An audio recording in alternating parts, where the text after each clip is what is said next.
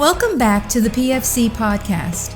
The views and opinions you are about to hear are the speakers and do not necessarily reflect those of anyone else.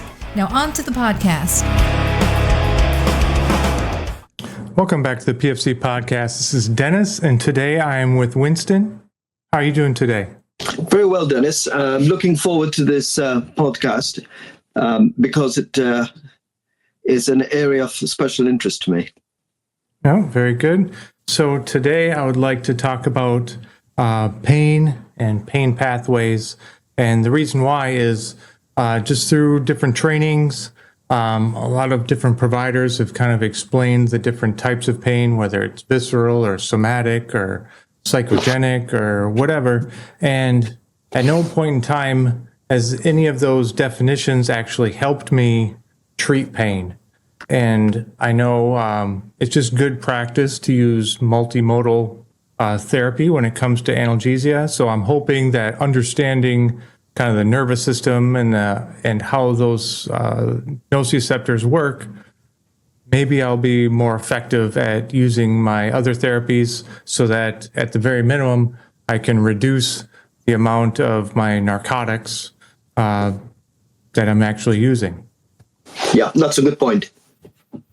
So, just jumping straight into it, could you please explain explain the nervous system, at least when it comes to pain? Sure. I've given you 4 diagrams. I'm referring to diagram number 1 now, just to give you an overview of the basic pain pathways. Pain from the periphery to the brain needs to go through 5 processes. So process number 1 is transduction. And transduction is a conversion of energy to initiate a nerve impulse. The second phase is going from the periphery to the spinal cord. Third phase is at the spinal cord, which is very complex, which includes both ascending and descending pathways, which we'll talk about when we talk about the gate control theory. Phase 4 is when it gets to the brain and all the interactions within the brain. And then phase 5 is the descending pathways, which then is responsible for what was simplistically called the gate control theory. So that in its nutshell is the pain pathway. So I'm going to go through it in a little bit more detail now. Let's start at phase 1, the transduction. In the body, especially the skin, but also in viscera and muscle and bone, there are nerves. And it is the nociceptives. Noci means pain. So it's the pain receptors, which are free nerve endings. And I'll for this purpose, I'll just talk about the skin because it's easier to understand it when you talk about the periphery. So some energy onto the skin, whether it's heat, whether it's mechanical, whether it's cold, whether it's chemical, that energy needs to be transduced into a nerve impulse. Once that nerve impulse is generated, you've got 2 different fibers that pertain to pain. One is the A delta fibers, which is myelinated, and C fibers, which are unmyelinated. So if I kick you in the shin, you will get that fast pain through A delta, and then milliseconds later, the bruising sensation, which is the C fibers. So you get your fast and slow pain.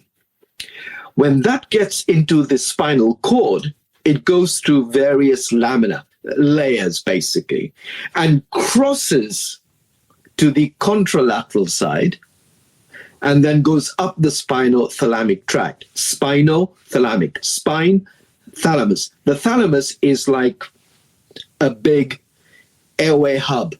It's a relay station. Everything feeds into it, and it then diverts the information appropriately. So information from the spinal cord goes to the thalamus. The thalamus then projects that information onto the somatosensory cortex. So that tells you where the pain is going to come from. And everybody knows the homunculus, where the head, the hands and feet and genitalia are highly represented. This is why these are very tender areas. But that is too simplistic, because at the same time, that information goes around the brain, different pain areas, which we'll talk to in a second when we talk of the interactions within the brain. But the same time, there's a reflex. So if you touch something hot, your hand goes away. So there's that reflex action where you withdraw from the pain stimulus. And then finally, from the brain, you've got your descending pathways through the periaqueductal gray. And the periaqueductal gray area within the midbrain is very important for two reasons. One, it's the area where you produce your own endogenous opioids. So those people that do a lot of exercise and get a buzz from it, not me, but the people who do a lot of exercise, that's what they do. That's why exercise gives you extra boost, an immune shot. That is why exercise is so important. And then that comes through down the rostral ventral medulla in the first diagram, through serotonin mainly, and then joins the spinal cord. And that's where that gate control theory occurs. So you can imagine somebody in the heat of battle is shot. They don't feel pain because the descending pathways inhibit onward transmission. But once they get into a place of safety, they feel the smoke, it's wet, it's blood, they feel pain. So what I want people to realize, it's not just a simple nervous pathway, it's a very complex network, which is mainly at spinal cord level and secondly at the brain. So you've got two modulating systems that occur simultaneously. Now, let's just go into a little bit more detail. We'll go into diagram number 2, which is shows the interactions within the spinal cord as well as in the brain. So let's start again at the beginning. So you've got your nociceptives, and we've got a range of them. We've got acid responding ones, opioid responding ones, histamine, the list goes on. The ones that are not regarded as not well known is the TRP, or transient receptor potential receptors, of which capsaicin is one type, which is hot, like chili peppers, and menthol, which is cool. So you've got this thermal range of receptors in addition to the other receptors. Now, for example, in the skin, if you get burned, opioid receptors are activated. So that is why topical morphine works in a burn, because the receptors are activated. They're woken up. So whenever you get an energy that is going to challenge the body, in other words, it's going to cause tissue destruction, that energy is transduced into a nerve impulse through the sodium channels along the nerve fiber going into the spinal cord. Okay? At the spinal cord, layers 2 and 10 are the Rexed's lamina that process pain pathways. They then cross the spinal cord to the contralateral side and run up the spinothalamic tract to the thalamus, the big relay organ. And from there, it goes to the somatosensory cortex, so you know where the pain is coming from. It also goes to the limbic system. The limbic system is a huge complex, which I've shown in yellow, which controls things like sleep, emotions, appetite, endocrine, activation of the autonomic nervous system, etc., etc. So it's a if you like, it's a massive network. So, for example, if you're unconscious, you can still get surrogate evidence of being in pain from the tachycardia, from the hypertension, from the tears, from the sweating. So this is, if you like, the thalamus starts activating all the systems. And so you've got the quick system, the nervous system, and then you've got the slower system, the endocrine system.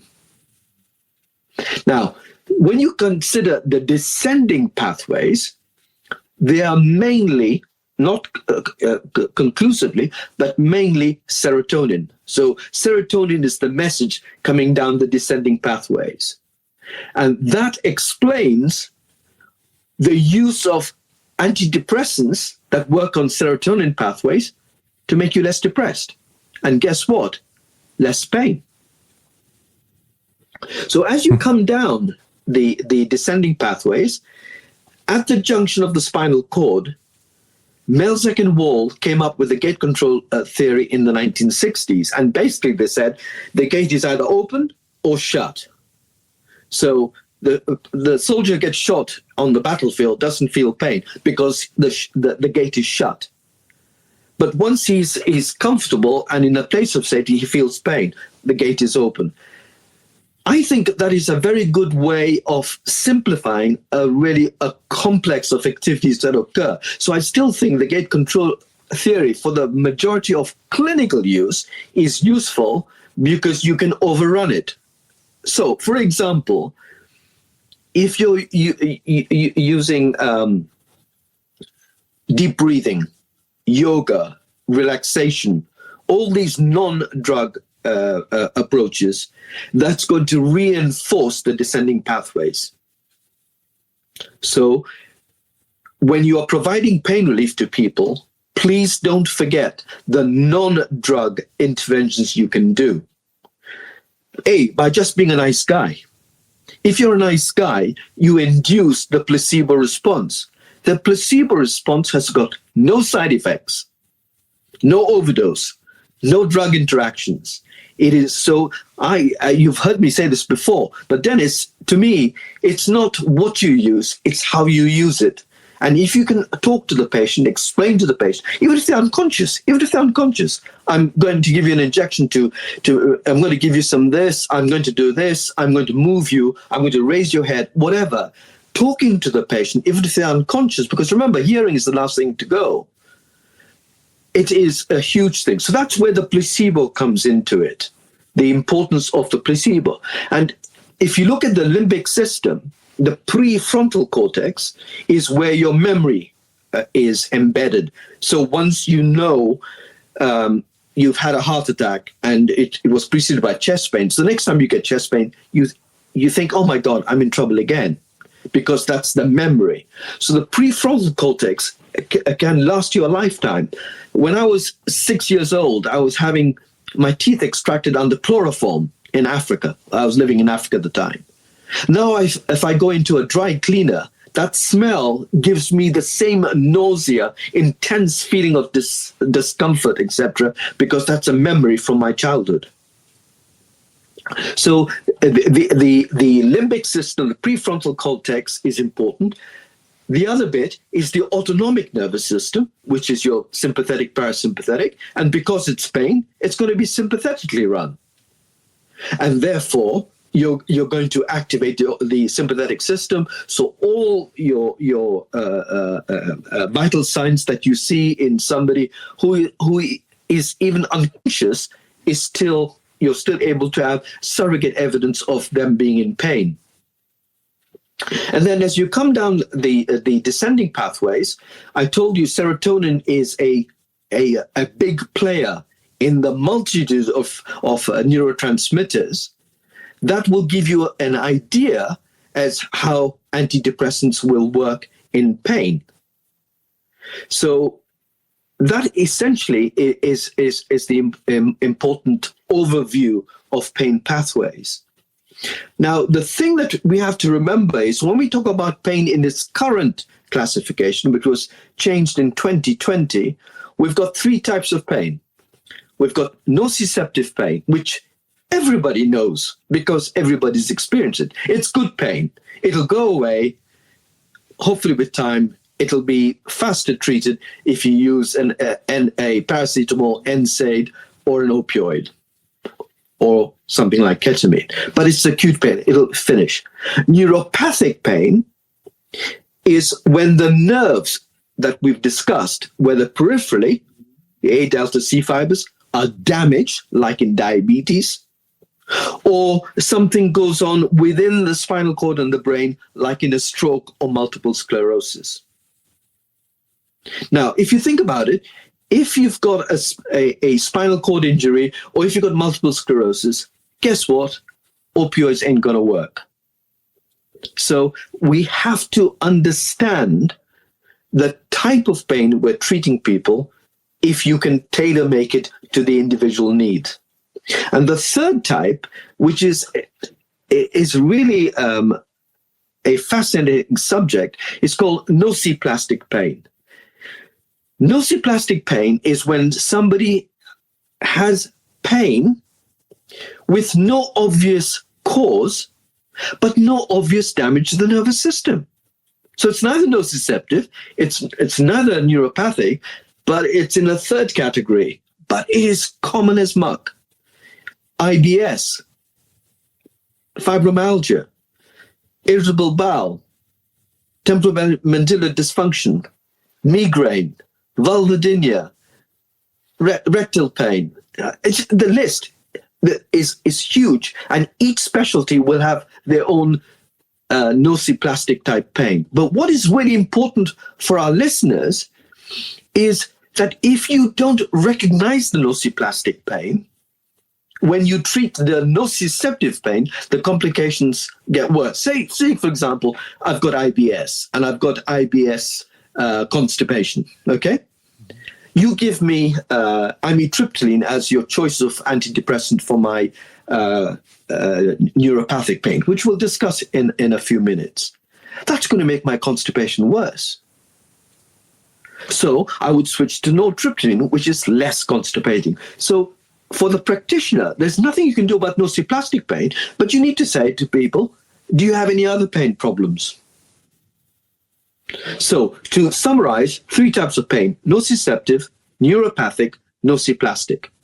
Nociplastic is when there's no clear evidence of any nerve damage, either peripherally or centrally, and it's not neuropathic and it's not nociceptive. So it's a new, I guess, classification, which will put all these disorders that we talked about into one bag. So that is what has changed in 2020. So just because the clinicians in the past haven't been able to recognize it, it doesn't mean it's not a pain problem. And I think we need to stop stigmatizing these patients, dismissing them and saying, no, go away. It's all in your head. Because if you've got one nociplastic pain, the chances are you'll have 4 or 5 others. You just got to look for it. Right. And there is at least one member of the military that's actually looking at the incidence of nociplastic pain in his troop. So I think it's going to be a fascinating study. I mean, nobody talks about IBS. Nobody talks about chronic headaches. Nobody talks about vulvodynia. You know, these are subjects which are either dismissed or taboo topics because very little is known about them. So right. That is why I think these pathways are important, so that you can, if you've excluded nociceptive, excluded neuropathic, the rest is nociplastic. It mustn't be dismissed. It must be handled properly. And that's what I hope we will cover today. Right. Now, talking about the different pathways, one thing it reminds me of is hyperalgesia, where somebody has pain and it's either undertreated or not treated. And because that pathway is activated over and over and over again, the nerve itself gets thicker. If it's myelinated, like the A delta fibers, the myelin gets thicker.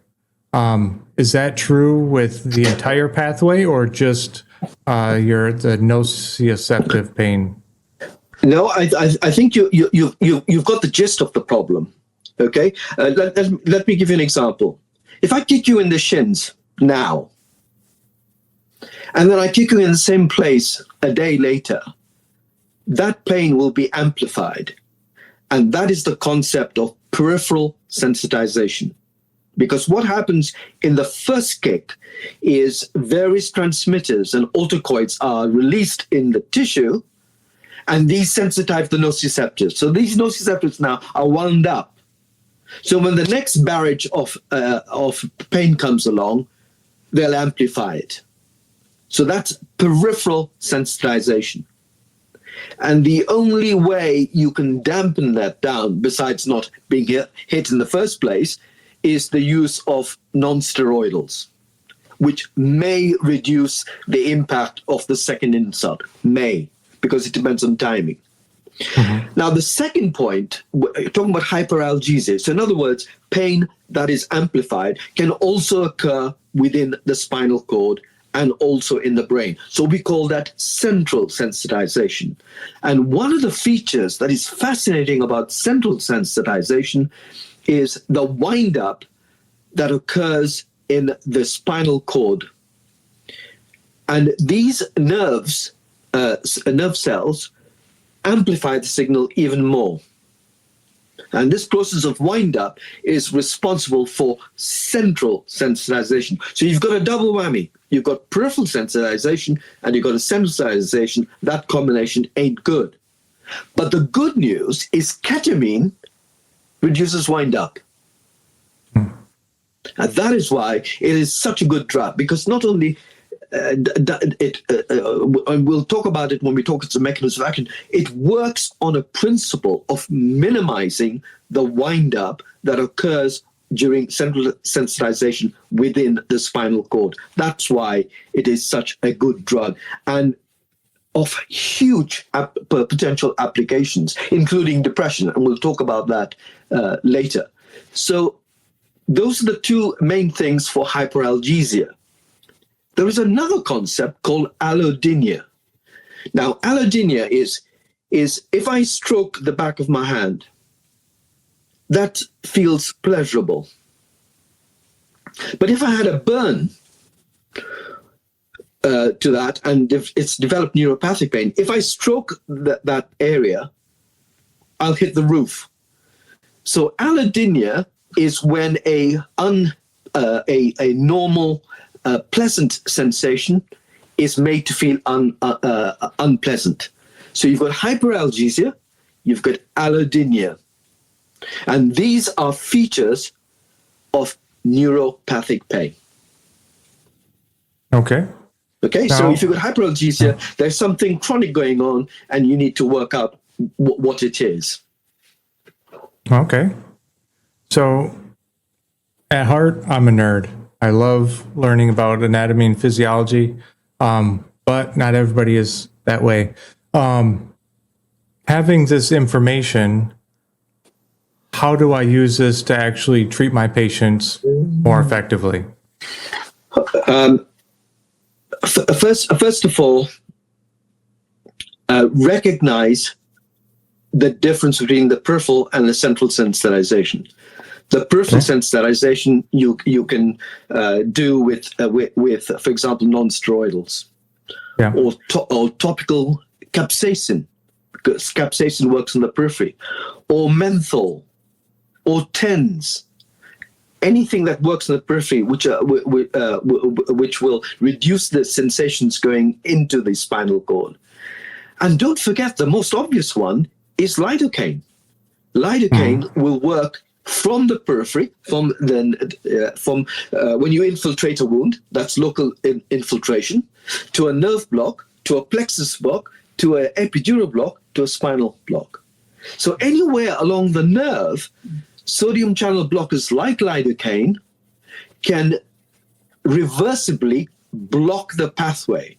That is why local blocks, regional blocks, especially for something like the fingers, the toes, or the femoral nerve block for a femoral fracture, are so fantastic. Because if you get a good block, you can just forget about everything else. You have taken a cruise missile to the problem rather than just randomly trying to atom bomb the whole place up. That it's that sort of finesse. So local anesthetic, whether it's topical creams or capsaicin, whether it's in a gel or in a plaster, will take away the transmitters from the nerve endings. And for that period of 6 hours for a cream, or even 3 months in an 8% plaster, you'll get pain relief in things like diabetic neuropathy, osteoarthritis, etc., etc. So yes, you can manipulate it. And then finally, centrally, the most important one is ketamine that we all use. Ketamine is not only good for the acute phase when somebody's traumatized, but it's also good for minimizing, it can't prevent it, but minimizing that wind up that occurs in spinal cord, and therefore reduce the complexity and the intensity of the chronic picture, because the acute and the chronic picture is just a matter of time. Would you mind explaining the selection of my agents to actually affect, your ascending or descending pathways? Yeah, sure. So you want to go through the pharmacology, really? Yeah. Okay. But before I go to that, can I just quickly talk about phantom limb sensation and phantom limb pain? Sure. Is that on the third one? There you go. Yeah. I got it. So I've had my hand amputated in a accident. The brain is still getting information from what it thinks is a still functioning limb. But there isn't a limb. But the brain still thinks so. So there's a discord between what the eyes see and what the brain feels or senses. And it's that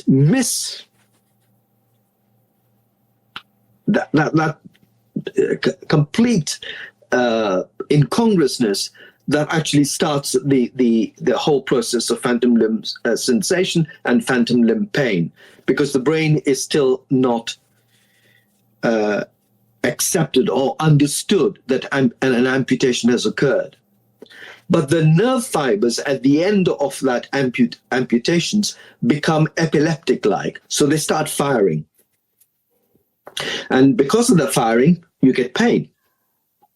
So it's a neuropathic pain, and that is why opioids don't work. That's why the anticonvulsants, antidepressants may work. But what is interesting, if I've had my hand amputated and I now take a mirror to my good hand and look at the mirror, I can see two hands now, which are normal. So if I move my good hand, eventually the phantom, which the brain thinks is still there, will now understand and feel that there is a full limb. And that's the basis for mirror therapy by Ramachandran from San Francisco. So mirror therapy fools the brain into thinking you've got two normal upper limbs, when in fact you only just got one. So what it does, it changes the neuroplasticity in the brain. What does that mean? You mentioned the myelin sheath and how it modifies, and how the glial cells and the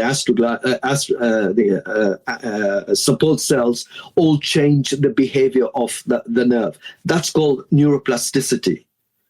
Now, you can't just take a wire out like you do in a house, electrical system in a house, and put a new wire in. Because once it's changed for life. So neuroplasticity occurs within the peripheral nervous system as well as in the central nervous system.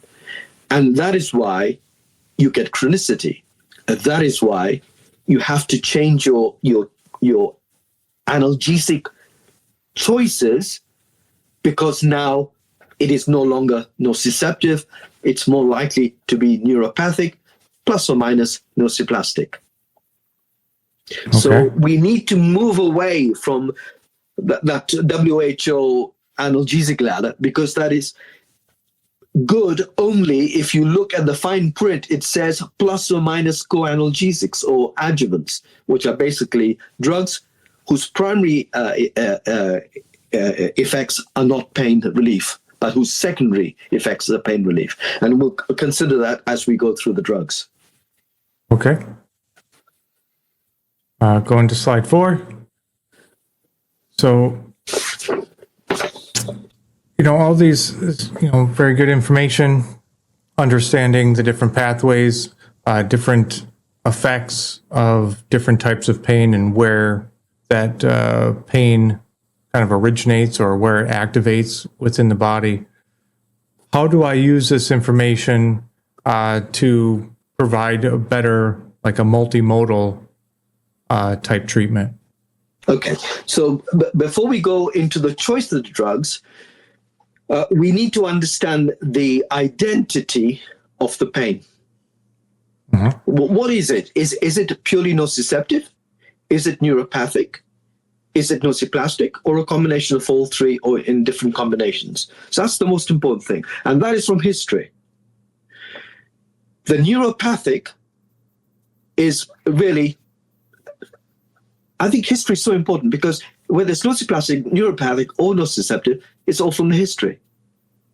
Have you had hyperalgesia? You don't say hyperalgesia, but you say even light touch make your pain worse. That's allodynia. So it's the history taking, and nociplastic is really just a global question.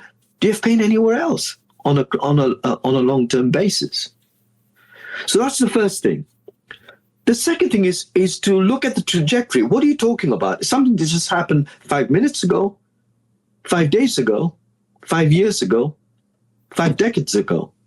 So you need to look at the trajectory and what are you trying to achieve? And I think the most important thing is, whatever you choose, the aim is not just to give pain relief, but it's to improve function and quality of life. That is why there's been such a swing now against opioids, because we know that since the 1990s, opioids were sold as, the best thing since sliced bread, mainly fueled by pharmaceutical companies because they want to make money. So the pendulum has now swung to a non-opioid basis and using other drugs that may have analgesic activity, and I'm going to go through those in the next few examples. So I'm going to start off with acetaminophen or paracetamol. Brilliant drug, and I'm ashamed to say nobody knows where it works. We think it may be a COX-3 inhibition. We may think it affects the serotonergic pathways, descending pathways. It may work on the cannabinoid receptor. It may work on the TRP. It works on the sodium channels, potassium channels. Nobody knows. But it's brilliant because it works centrally and peripherally. Centrally for its antipyretic effects, and peripherally for its nociceptive effects. So in a situation where you've got somebody who's traumatized, which is essentially nociceptive to begin with, a gram of paracetamol, whichever route that is available to you, will act as an opioid sparing activity and act as part of a multimodal. Okay, so that's your paracetamol. Your NSAIDs, which are either selective or non-selective. So non-selective work on COX-1 and COX-2 enzymes, but the selective just works on 2. So COX-1 is regulation of homeostasis. So your platelets, your gastric mucosa, your renal function. So if you mess that up, you get problems with bleeding, renal and gastric mucosal bleeding. COX-2 is only activated during pain and inflammation. So if a drug can selectively knock that off, you're going to get a better analgesia with less side effects. And the typical drug here is meloxicam or celecoxib. However, I'm very careful about using these drugs in the acute phase, because you do not know what the renal function is going to be like in the next few hours. Because the kidneys could be knocked off from hypovolemia, from direct effects of shock, or radio opaque dye, or whatever. So I don't use it in the acute phase. I use it when everything is a little bit more stable and I've got a handle for the situation. So I'm a little bit scared of using non-steroids as part of my multimodal. Aspirin, just to put that into brackets, irreversibly blocks off COX-1 and COX-2. NSAIDs reversibly block, this one irreversibly blocks. So if somebody's on aspirin for the next 10 days till the new platelets are regenerated, it ain't going to work. That's why you've just got to be careful about aspirin. Fortunately, It doesn't use much now. So that's your acetaminophen and NSAIDs. Lidocaine blocks off sodium channels. I'm sorry, I just had one quick question about acetaminophen and NSAIDs, we'll kind of just group them up. To what amount of relief from analgesia can I hope for? Like, is this something that's going to reduce it like a minuscule amount and I'm just being fancy? Or is this something that can measurably reduce my opioid or my narcotic consumption? Good question. Major trauma, a gram of paracetamol is equivalent of 10 milligrams of morphine IV. Okay, absolutely. So it is very good. So for me, paracetamol with morphine would be my first to go to drug, because that's the most commonly available for most people. My first choice is actually ketamine, but that's we'll come to that in a second. But morphine or a opioid and a paracetamol, a good starting point. Nice. Lidocaine? Lidocaine reversibly blocks sodium channels and potassium channels in every nervous tissue. So it's not just nerves, but heart and brain. So if you mess up with the lidocaine, you can get cardiac arrhythmias through the class 1B classification and cause epileptic fits. So I just put that in because people, you need to treat that drug with a great amount of respect. But like I said to you earlier on, it can work anyway from the periphery, topically like Emla cream, or you can work as a local infiltration, a nerve block, a plexus block, epidural, and a spinal. So that armamentarium is not open to most of us, but anesthesiologists have that under the belt. For most of us, I guess it's a major nerve block, like an ephemeral nerve block. Very, very useful. Now, the other thing which I find fascinating, lidocaine, especially in osteo conditions, is bacteriostatic. Okay, so you've got an added benefit from using lidocaine. Okay, I mean it's just stuff that people talk about. That's what they mean. It doesn't kill the bacteria, but it prevents them from infiltrating. So you've got an infected wound, osteo conditions. You get a little bit of a bonus from that. Nice. The next one is chilies, capsaicin. It's one of my favorite drugs to go to, because although it's not used in early acute, it is a very useful drug because it's available everywhere in the world. The active ingredient in, for example, in tiger balm is capsaicin. So if wherever you travel, you can get this. So that's why I like it. It blocks C fiber conduction.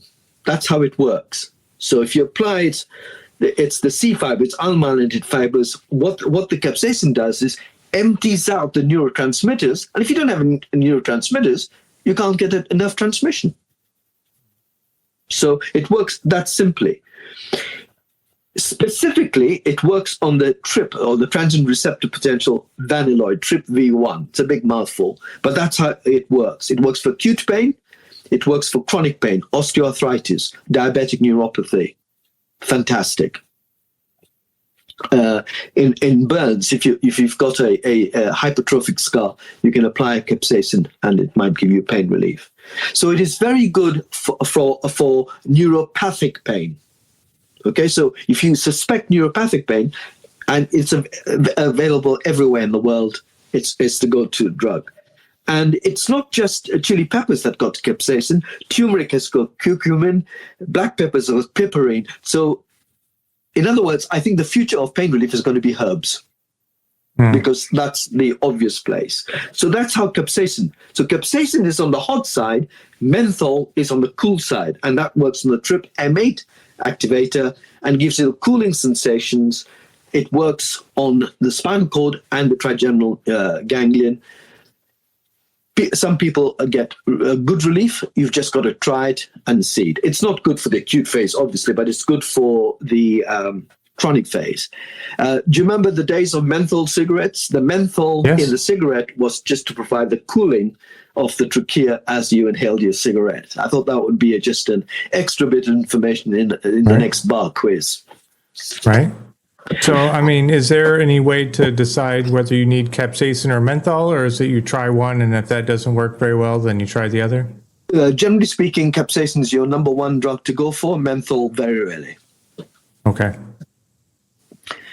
So that's your menthol. And opioids, everybody knows. Opioid receptors are everywhere in the body, peripherally, on the skin, especially when it's burned, osteoarthritis in the joints, in the gut, which is why you get constipated, centrally, which is why you get your pinpoint pupils and you vomit.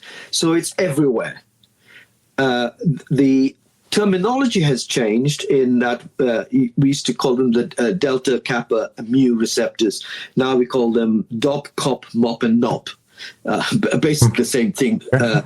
They all work. The mu receptors, I'll go back to the old terminology. Mu receptors is where the morphine works. Fantastic. Again, we're becoming very aware that morphine used in a chronic situation, you develop tolerance, and then you develop dependency, etc., etc.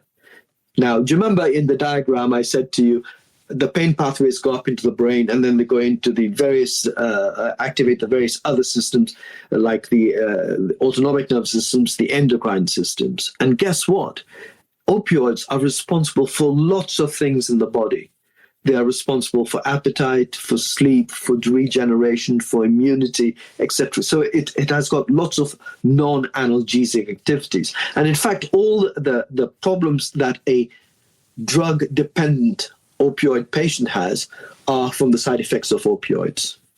And the one thing that is really sad is that in a male dependent opioid dependent patient, the testes actually shrink. So in other words, the hormonal impacts of morphine need to be made very clear.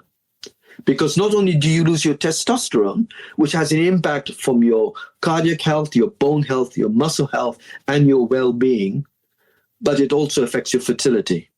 So it's not as simple as saying, oh, these are the opioid receptors. So that's why we've gone through a shift of not using opioids as much as we used to.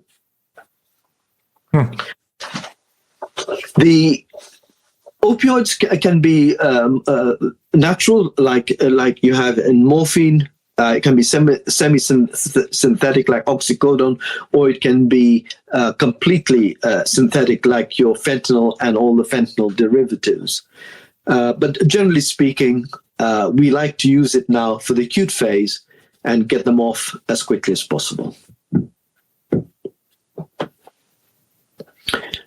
The next one is your cannabinoids.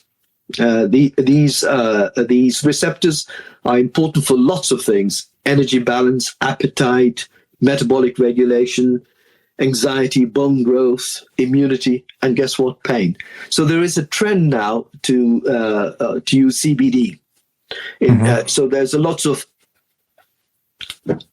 evidence, but it's not evidence-based information acting on either CB1 receptor or CB2 receptor. And I think the jury is out. We still don't know where they fit into the armamentarium. If somebody says to me, I apply a cannabinoid oil on my chest and the pain in my toe goes away, and provided they're not spending a lot of money and there are no side effects, I'm happy with that, because that's the placebo response. Okay, so I think we've just got to be a little bit careful about dismissing people's beliefs, because if somebody believes something is working, I find it difficult to take them off it. So I leave them well alone. Okay. Now, the next drug on the ascending pathway is ketamine. I told you it works on the spinal cord, reduces the wind up, and it mediates this through the NMDA receptor, glutamate receptor, and opioid receptor. One thing about ketamine, not only does it reduce wind up and therefore central sensitization, it's also good for neuropathic pain. It's also opioid sparing. So if you use a little bit of ketamine, you may use less of opioid. Now, I say this with caution, Dennis, because I want only experienced people who've handled these two drugs to be able to use it in combination. Remember, a drug combination has more than double the problems. But what I'm saying is, if I'm trying to get somebody off an opioid and they still require ketamine, say, for example, in a traumatic amputation, which you know it's going to be neuropathic, you're better off moving to the ketamine rather than relying on the opioid. Do you see what I'm trying to get at? So it's the nature of the pain you're treating and what the trajectory is going to be. So ketamine is good for opioid sparing. It works on the glutamate inhibition and NMDA. So it's got a lot of receptor profile, which is useful. And the other thing is very few patients are ketamine dependent. So you won't get the problem of tolerance or that you normally get when you're treating somebody who's already opioid dependent acutely. You haven't got that baggage. It's relatively a small problem. Just as a aside, those who abuse ketamine, the ketamine is metabolized, and it's when it's in the bladder, it actually shrinks the bladder. And this is a big problem in China with ketamine dependency and ketamine addiction. So that is something that's important. And then finally, the nice thing about ketamine, because it works on the NMDA receptor, it also influences memory. So the pain and memory may be modified, and therefore, hopefully, less PTSD. So there's some things nice about ketamine. It's becoming more popular in the States and in Europe for its use in depression and use in suicidal ideation. I have no expertise in those areas, but I'm watching that with great interest because we just don't understand how the complexity of what goes on in the brain works, really. We're just beginning to understand that. So I'm a big fan of ketamine, particularly useful for its neuropathic pain. It's easily available anywhere in the world. It covers all possibilities. You can use it as an analgesic in low doses, higher doses as an anesthetic. So it's got lots of flexibility as well. Yep. And then finally, on the descending pathways, there are two groups of compounds that we have not discussed. One is the anticonvulsants, and the other one is the antidepressants. Anticonvulsants are now known as anti-seizures. I don't know why they've changed it, but that's the latest terminology, anti-seizures. So they're used for epilepsy, but they're also used as adjuvants or co-analgesics in chronic pain. Now, the beauty about this is that if you've got neuropathic pain, say, for example, sharp shooting pain or firing, I always get my patients to take these anticonvulsants by saying you've got epilepsy of the periphery. So in other words, a lower threshold in that nerve that's damaged, so it fires off spontaneously. Therefore, the only thing that may help is an anticonvulsant. And then you can make your choice which one you go for. They all work in a fairly similar fashion. They affect the sodium, potassium, or calcium or chloride channels in varying difference. So in other words, if you try somebody on pregabalin and it doesn't work, they may work on gabapentin or vice versa. So I always go for pregabalin as my first choice anticonvulsant. Remember, it takes 6 to 8 weeks to work, so it's not going to work immediately. It's not like your opioids, it's not your paracetamol. These drugs take ages to work. So I always say, because they're sedative, because they're anticonvulsant, the first few days of therapy, first 2 weeks, they'll get better sleep because they've got a degree of sedation. The second to the fourth week of therapy, they might feel a bit better because they're less in less discomfort. And then finally, at the end, is once the pain is reduced, not abolished, reduced, then you talk about a better quality of life. And one of the dangers here is you have to say to the patients, these drugs don't work instantly. We're talking about 6 to 8 weeks before you see some effect. And the second is just to make sure that because it's a sedative, all other sedatives, so your alcohol, your barbiturates, your benzodiazepines, all interact. Anticonvulsants, whichever you guys are allowed to use, just choose one and be good at it. Because for a first line, neuropathic agent, it works. Okay. It reduces anxiety, it improves sleep. So it's got other activities that are also a coincidence rather than the primary agent. Antidepressants, on the other hand, there are 5 groups of compounds, and I'll quickly go through these because just to make people realize, we don't really know which transmitters are affected by which type of antidepressant. The commonest one is tricyclic antidepressant, amitriptyline, nortriptyline, whatever.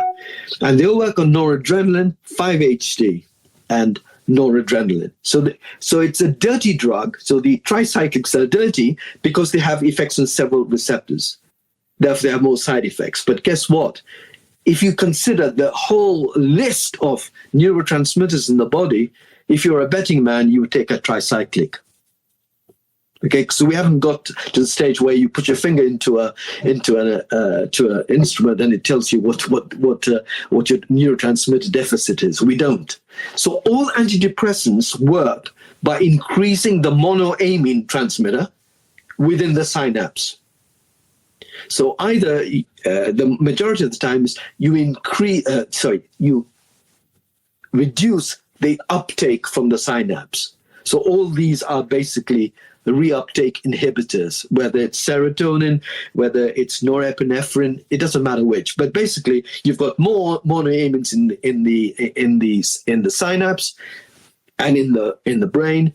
That's how it reduces depression, because you've got more of the good transmitters, and therefore that's how they work. That's a very simple way of looking at antidepressants.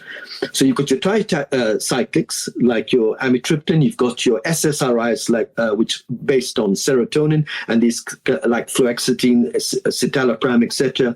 You've got your NRIs that work on noradrenaline, SNRIs that work on serotonin, norepinephrine, of which amitriptyline, nortriptyline are also in that classification. The drug I'd go for is amitriptyline or nortriptyline.